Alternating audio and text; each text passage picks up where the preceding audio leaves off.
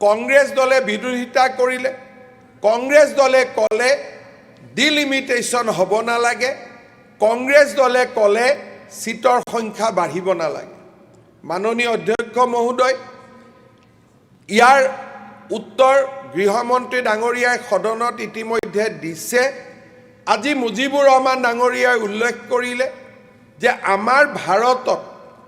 কিছুমান এনেকুৱা সিট আছে যাৰ সংখ্যা যথেষ্ট গুণে বেছি কিন্তু এই সিটবিলাকৰ যিজন এমপি তেওঁলোকে বা এমএলএ আজি আমাৰ যদি কোনোবা সিটত আমৰি সমষ্টিত 1 লাখ জনসংখ্যাৰে এটা সিট হৈছে আৰু দলগাঁৱত প্ৰায় 3 লাখ সংখ্যাৰে এটা সিট হৈছে উত্তৰটো এটো নহয় যে আমৰিটো কাটি দলগাঁৱটো বিভক্ত কৰ কাৰণ আমৰি সমষ্টিটো কিয় কৰা হৈছে কাৰণ তাৰ পাহাৰ পৰ্বত তাৰ যিটো জিওগ্ৰাফি সেই জিওগ্ৰাফিটোত এজন যদি এমএলএ নাথাকে পুৰণা বৈঠালাংচুৰ পৰা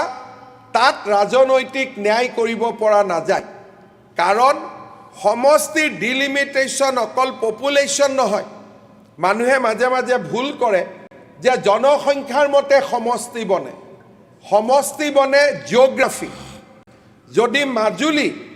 নদী দ্বীপ এটা গতিকে এটা সিট মাজুলীত হ'বই লাগিব জনসংখ্যাৰ কাৰণে যোৰহাটৰ পৰা মাজুলীক চলাব পৰা নাযায় সেইকাৰণে কংগ্ৰেছৰ দলৰ দিনতে 2003ত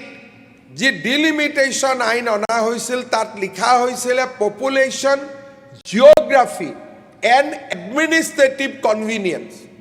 অৰ্থাৎ প্ৰশাসনিক সুবিধা ভৌগোলিক একতা আৰু জনসংখ্যা এতিয়া অধ্যক্ষ মহোদয় আমি সকলোৱে জানো যে দলগাঁও সমষ্টিটো সৰু কৰিবলৈ আমি আমৰিৰ পৰা সিট এটা কাঢ়ি আনিব নোৱাৰো আমি শিৱসাগৰৰ পৰা সিট এটা কাঢ়ি আনিব নোৱাৰো বিশেষকৈ অসমৰ দৰে ৰাজ্যত আমি যদি জনজাতীয় সিট এটা কাঢ়ি আনি জনসংখ্যা বঢ়াৰ কাৰণে সালমাৰাত যদি আমি এটা সিট কৰিব যাওঁ দলগাঁৱত যদি দুটা সিট কৰিব যাওঁ বা আমি যদি আলগাপুৰ কাটলিচৰাত দুটা সিট কৰিব যাওঁ তেতিয়ালে কি হ'ব থলুৱা জাতি জনগোষ্ঠীসমূহে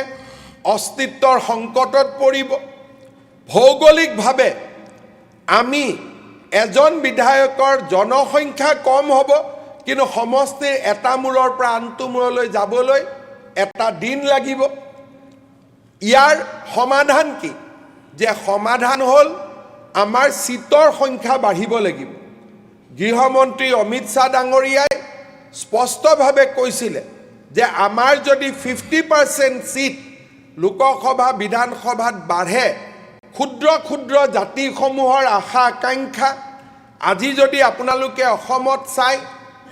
আমি মাজে মাজে আলোচনাও কৰোঁ ৰাভাসকলৰ বাবে এটা সিট আছে বড়োৰ কাৰণে সিট আছে কিন্তু সোণোৱাল কছাৰী জিকিব পৰা আজিও এটাও সিট আমাৰ নাই যদিও তেওঁলোক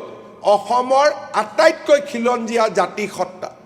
আজি তিৱাসকলৰ বাবেও এটাও ৰিজাৰ্ভেশ্যন সিট নাই যদিও তেওঁলোক আটাইতকৈ খিলঞ্জীয়া জাতিসত্তা আজি আমাক যদি 50% সিট বাঢ়িলেহেঁতেন আমি দলগাঁওকো দুটা কৰিব পাৰিলোহেঁতেন সাউথ সালমাৰাকো দুটা কৰিব পাৰিলোহেঁতেন জনিয়া মন্দিয়াকো দুটা কৰিব পাৰিলোহেঁতেন লগে লগে সোণোৱাল কছাৰী সমাজখনকো হয়তো আমি এটা সিট দিব পাৰিলোহেঁতেন ঠেঙাল কছাৰীক আমি এটা সিট দিব পাৰিলোহেঁতেন আমি তিৱা জনগোষ্ঠীৰ কাৰণেও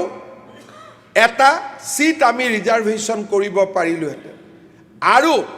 মহিলাসকলেও সাংবিধানিক অধিকাৰ পালেহেঁতেন কিন্তু কংগ্ৰেছ দলে প্ৰথমৰ পৰাই আজিও যে তেওঁলোক ইয়াৰ পৰা ওলাই গ'ল কোনোবাই লিখিব যে ভুৱন পেগুৰ কাৰণে খং কৰি ওলাই গ'ল আমাৰ সদনত সংবিধান বিৰোধী অসম বিৰোধী এই শব্দবোৰ আমি প্ৰায় ব্যৱহাৰ কৰি থাকোঁ কালি যেতিয়া ইউচিচি বিলক কোনোবাই বিৰোধিতা কৰিব মইতো তাক মহিলা বিৰোধী বুলি কমে ই সম্পূৰ্ণ গণতান্ত্ৰিক শব্দ this is not a unparliamentary word আমি ৰাজনীতিক কথা বতৰাত আপুনি মহিলা বিৰোধী আপুনি জনজাতি বিৰোধী এই কথাবিলাক আমি কওঁ তেতিয়া তেওঁ উত্তৰত কয় যে আপুনিহে জনজাতি বিৰোধী মই জনজাতি প্ৰেমী দিজ আৰ দ্য পলিটিকেল ডিসকোৰ্স ইয়াত কোনো অসাংবিধানিক কথা একো নাই আপোনালোকে চাওক অলপ যদি চিন্তা কৰে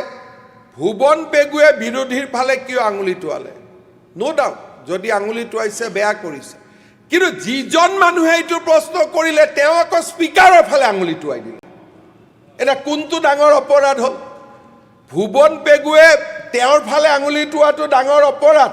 নে সেই ব্যক্তিজনে স্পিকাৰৰ ফালে আঙুলি টোৱাটো ডাঙৰ অপৰাধ আমি জানাত অধ্যক্ষৰ আসনৰ ফালে আঙুলি টোৱাটো অক্ষমনীয় অপৰাধ ইয়াতকৈ ডাঙৰ অপৰাধ একো নাই মোৰ হাতত খবৰ আছিলে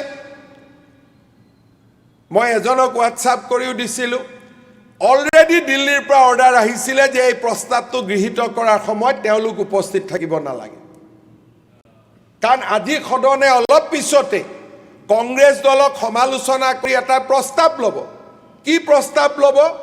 যে আমি আহ্বান জনাম সদনে যাতে নাৰী শক্তি অধিনিয়ম বিলখন গৃহীত কৰে সেইটোৱে আমাৰ প্ৰস্তাৱ আৰু ৰাতিপুৱাই তেওঁলোকলৈকে ইনষ্ট্ৰাকশ্যন আছিলে যে এই গৃহীত কৰাৰ সময়ত যিকোনো এটা পইণ্ট উলিয়াই ৱাকআউট কৰিব লাগে এইবিলাকৰ কাৰণে মানুহে তেওঁলোকক বেয়া পায় আজি যেতিয়া সদনে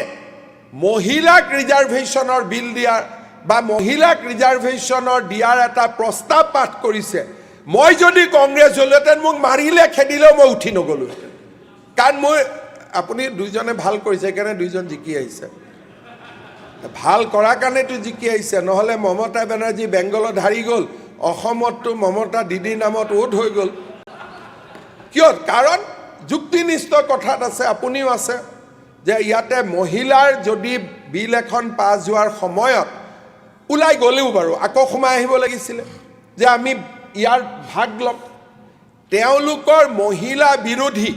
আৰু মই কৈছোঁ this is not a unparliamentary word মহিলা বিৰোধী চৰিত্ৰটো এই ৱাকআউটৰ জৰিয়তে আকৌ এবাৰ তেওঁলোকে প্ৰমাণ কৰি দিব ৯৬ চনতো এই কাম কৰিছিল ৯৮টো এইটো কাম কৰিছিল ২০০০টো কৰিছিল ২০০৬টো কৰিছিল ২০০৮টো কৰিছিল হুলস্থুল এটা লগাই তেওঁলোকে সদনখন বন্ধ কৰি দিয়ে মই ভাবোঁ যে অসমৰ কাৰণে গৌৰৱৰ কথা আমি অসমত সকলোৱে জানো যে আমি মা কামাখ্যাক উপাসনা কৰোঁ দুৰ্গাক উপাসনা কৰোঁ জয়মতী মূলা গাভৰু আমাৰ একোটা প্ৰেৰণাৰ প্ৰতীক কনকলতা বৰুৱাৰ আত্মত্যাগে আজিও আমাক সকলোৰে আলোড়িত কৰে অসমৰ সমাজ ব্যৱস্থাত মহিলাই সদায় অগ্ৰণী স্থান লাভ কৰি আহিছে স্বাধীনতা সংগ্ৰাম হওক অসম আন্দোলন হওক বড়ো আন্দোলন হওক জনজাতীয় আন্দোলন হওক বা অসমৰ পুৰণা ইতিহাস হওক নাৰীয়ে অসমৰ সমাজ জীৱনত সদায়ে ভূমিকা পালন কৰি আহিছে আৰু অলপ আগতে মোৰ ভাষণত মই কৈছিলোঁ যে কেনেকৈ ৪০ লাখ মহিলা সদস্যই আত্মসহায়ক গোটৰ জৰিয়তে আজি অসমৰ অৰ্থনীতিকো এটা নতুন ৰূপ দিবলৈ প্ৰয়াস কৰিছে অধ্যক্ষ মহোদয় এই যদি কনষ্টিটিউশ্যনেল এমেণ্ডমেণ্ট বিলখন পাছ হ'লহেঁতেন আমাৰ কেইবাটাও লাভ হ'লহেঁতেন প্ৰথম মহিলাই ৰিজাৰ্ভেশ্যন পালেহেঁতেন দ্বিতীয়তে আজি আমাৰ সদনত মাত্ৰ ১৪খন চিট ধুবুৰী ১০ লাখতকৈও ১৫ লাখতকৈ বেছি ভোট আছে আমাৰ ২১টা পাৰ্লিয়ামেণ্ট চিট হ'লহেঁতেন